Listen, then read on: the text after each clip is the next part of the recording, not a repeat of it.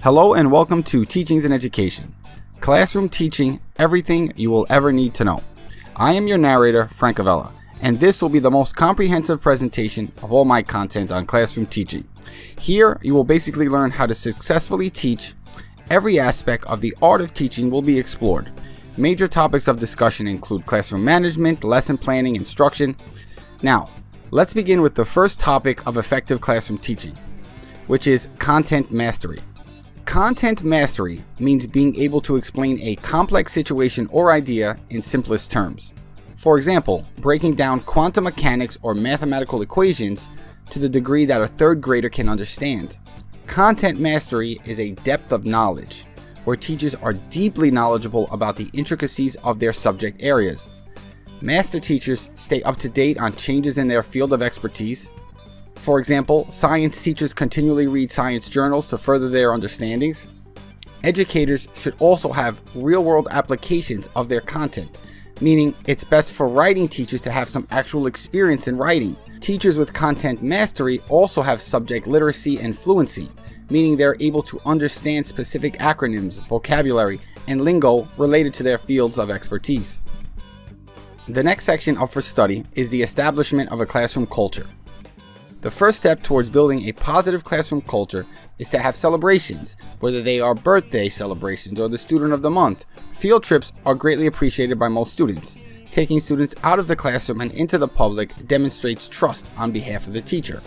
Classroom rituals work well in establishing a positive culture. This teacher has a special handshake greeting all the students as they enter the classroom.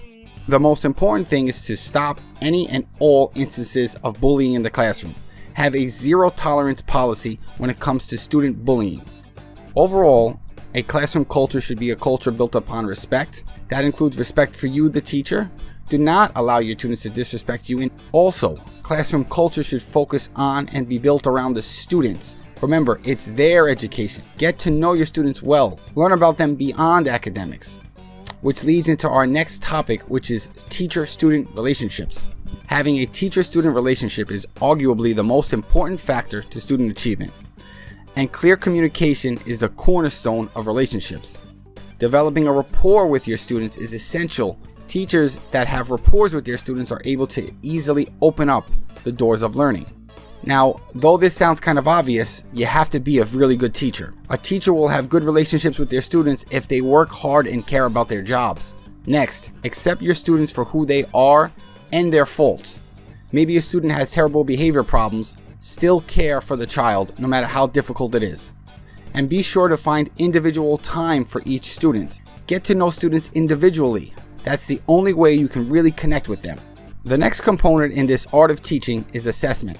In this presentation, we'll explore a number of different assessments, beginning with diagnostic assessments, which are like ungraded pre-tests. They're found usually early in the year to identify how much knowledge a group of students have. Formative assessments are simple check for understandings and should be integrated within the lesson to give a thumbs up or a thumbs down if they understand the material.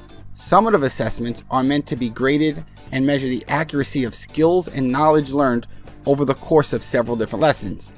Chapter tests are examples. Alternative assessments are often needed for at-risk students. Examples include portfolios, presentations, take-home tests. Teachers must provide meaningful feedback to students on exams, not just try harder, great job. Standardized testing is an integral part of education, and it helps track student performance longitudinally. And teachers must prepare students through standardized test-taking strategies. Right now, I want to take a short break and ask that you subscribe, like, and share this video. Also, get the full presentation in the description and from the information icon. Now, onto the domain of classroom management and effective management strategies. One of the first things a teacher must do is set the classroom rules. About 3 to 5 rules are recommended, and they should be in the form of positive statements. Provide fun and engaging work. Students will act out if they are bored. And if they are already having fun, there is no need to misbehave. Procedures must be put in place for simple things like using the bathroom.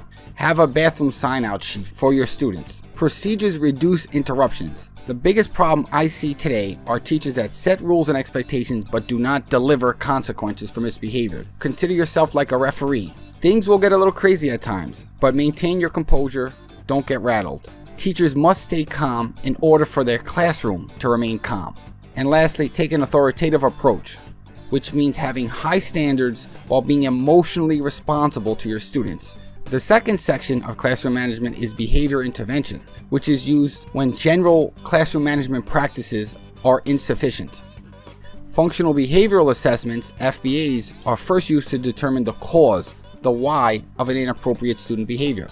FBAs are then used to create behavior intervention plans, which are a collaborative effort to help replace negative behaviors with positive behaviors. In some cases, ABA therapy may be needed, which is applied behavior analysis, and includes techniques such as modeling, reinforcements, discrete trial, and others. Positive behavior interventions and supports is a school-wide approach using positive rewards for good behavior, and it incorporates a multi-tiered system for earning those rewards. If there is one student where nothing works, educators must incorporate wraparound services, where it takes an entire community to work together.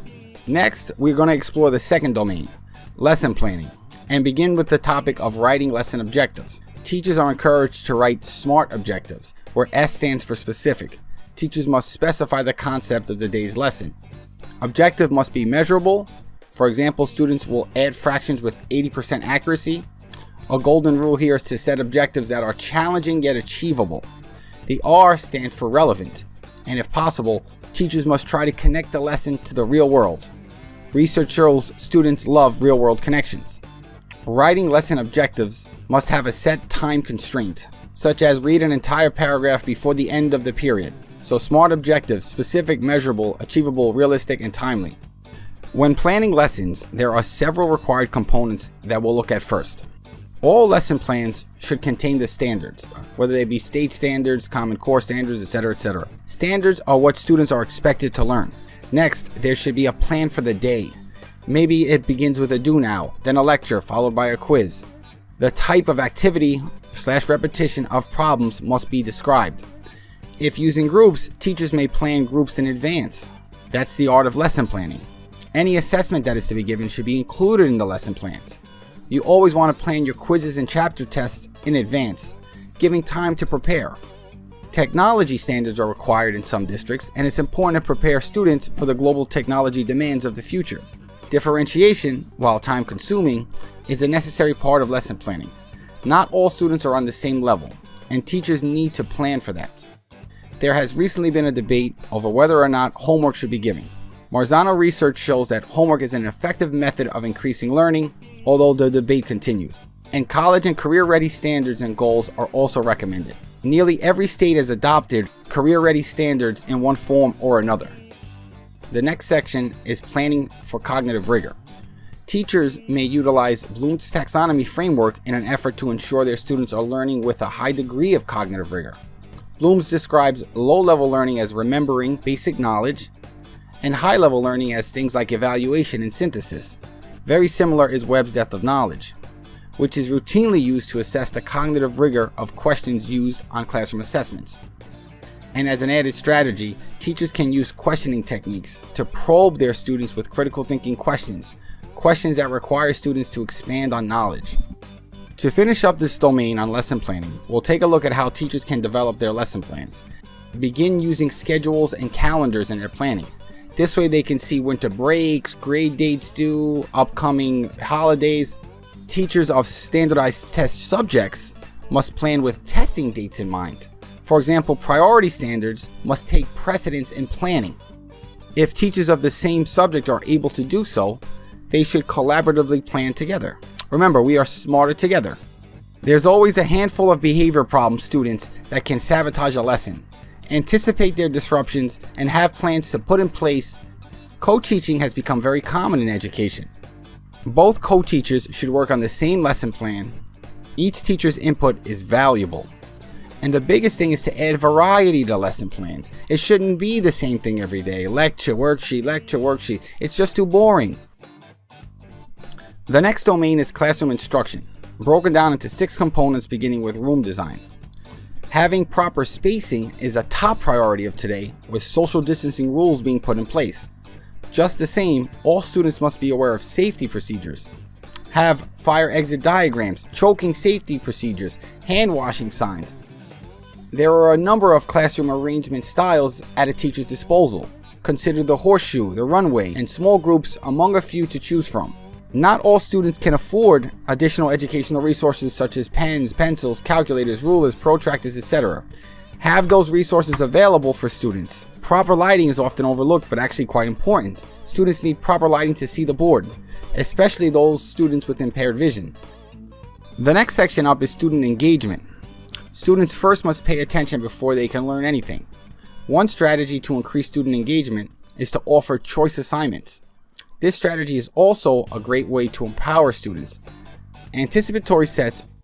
Students are given a question, story, or an anecdote to, quote, hook them into the lesson. Gamification is a strategy where educators create a competitive atmosphere in an effort to motivate students. And the most obvious way to excite your students is to plan fun and exciting lessons. Examples include science labs. Social studies teachers can have debates. Lastly, research has shown that students are much more engaged when they're learning material that relates to the real world, as I said earlier. The next topic is technology integration for instruction. And we first must recognize the, quote, digital divide, which describes the inequality created by students at home that cannot afford or don't have access to the internet. Educators must be aware of student situations. With the recent pandemic, Google Classroom has become the #1 place for delivering lessons, activities, announcements, quizzes, and much more. Google Classroom isn't going away anytime soon. Digital citizenship should be taught to students as a part of curriculum. Digital citizenship educates students about the dangers of the online world, password protection, phishing, cyberbullying, and digital footprints. Again, due to the pandemic, video conferencing has become an essential part of classroom teaching. Zoom and Google Meet are viable options and provide live instruction, where you can have questions and answers to students. Years ago, teachers would store all their hard copy papers in a filing cabinet. Today we use electronic files, and all Google files can be stored in a Google Drive. Dropbox is an alternative. The next section in this instruction domain is teaching strategies. One of the highest yield strategies is teaching through similarities and differences, using a Venn diagram to compare and contrast the difference between plant and animal cells. Using analogies and metaphors are another way to compare and contrast. When teaching with images or graphic organizers, information is dual encoded in the brain, meaning it stimulates both the written part and the visual aspect of learning, making it a very effective technique. Cooperative learning offers a number of benefits to the students that go beyond academic. If done right, students will learn teamwork, experience diverse perspectives, assert their point, and take on leadership roles. Student-centered learning, as opposed to passive learning, forces students to actively take part in the lesson, rather than just sit back and listen to the lecture. Hypothesizing is actually a great teaching strategy. Students are required to think ahead, and they must first analyze the current situation. These are just a few of my recommended teaching strategies. The next section is differentiation of instruction, where lessons are tailored to groups of students. The premise of differentiated instruction is that all students deserve challenging yet achievable work. Differentiation occurs in 4 different areas. The first is differentiation of content, where one group learns a simple structure of DNA and another group learns a more detailed version. Teachers can also differentiate through process, such as offering visual organizers, having kinesthetic learning activities, rote learning, auditory-centered lessons. The product basically represents the result or way that a lesson is graded. This includes allowing one group to take a criterion reference test, while another group would be allowed to have an oral presentation. Lastly, the learning environment may be altered to benefit individual students. One example would be to provide preferential seating to students in need, or to use different types of learning models, which leads to our last section of the domain of instruction. First up is the flipped classroom model. With the flipped classroom, students view the content at home through videos or reading articles, and then do the homework in the classroom with the teacher assisting them. Personalized learning model. This model focuses on individualized instruction and an individualized learning environment for the student. Inquiry-based learning begins with a question posted to the students. This is before a lecture on the content. Students must investigate and solve the problem themselves using their own means. And now we come to my favorite, which is project-based learning. Students acquire knowledge through active investigation of real-world problems, and they build projects to solve those problems. And next we come up to the topic of professionalism in teaching. Master educators continually attend professional development, just like you're doing here by viewing this presentation, in an effort to master your craft. Being professional also includes having ethical integrity. Remember, teachers are role models for students and representatives of the community. Teachers must do the right thing during challenging times. Being professional at work includes doing little things, such as showing up on time and being properly dressed. Teachers expect students to be on time, so teachers must also be on time. The best teachers take the time to reflect on their lessons, overall academic student progress, and the advancement of their teaching careers. Being organized is a big part of being professional. Teachers must be organized when showing up to an IEP meeting or a parent-teacher conference. That means having paperwork and data ready. Lastly, professional teachers follow school policies. Read the school policies. Remember that you're a teacher and you're part of a larger school community, which leads to the next topic. Educators are an integral part of the community. The first way to get involved in the school or the general community is to coach a sport or lead a club. These positions can be very rewarding, and in most cases, teachers get paid a stipend. Educators must work to develop strong relationships with parents and guardians of their students. In many school districts, parents have a lot of power, so get them on your side. Attending school and community is a great way to get recognized as a new teacher. Students love to see when their teachers attend basketball games or school plays. It makes their day. Lastly, many teachers are taking on roles for positive and active change in the community. Avoid getting political and focus on positive change that centers around your students and your school. Community food drives are a great start.